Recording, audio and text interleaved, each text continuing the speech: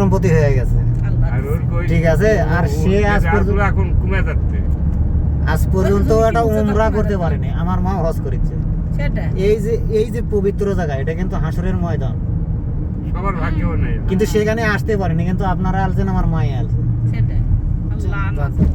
আমাকে খারফাগন্ধ চিহ্ন বড় বাড়ি খারফাগন্ধ হ্যাঁ হ্যাঁ না সব এখন তো বাড়াই বাড়ি হ্যাঁ হ্যাঁ তোমার সব চাষা দিবে গেছে।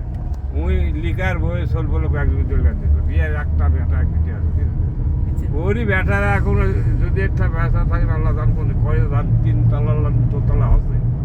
এটা ভাগ্য। হ্যাঁ তুমি তো আর এই যে 1 লাখ টাকা যারা জমি দলে দিছিল তারা ব্যবসা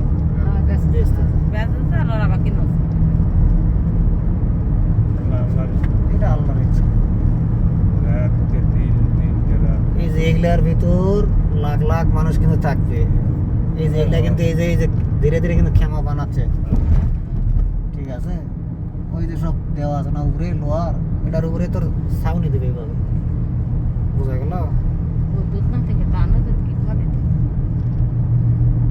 টানও দেয় যে ওই যে দেখেন, এই যে ওই যে সব করতেছে পানি, তা আপনি এখানে কষ্ট করতে পারতেন, বুঝছেন না? বেশি দিন থাকা লাগবে। আর এখানে থাকবেন মাত্র একদিন, সারা জীবন থাকবে। এখানে যারা ডিউটি করতেছে এরা যে সারা জীবন থাকে। ওই দেখলে হেরে যে ও যদি ঝাড় দিচ্ছে হ্যাঁ ওই যে হলদা কাপড়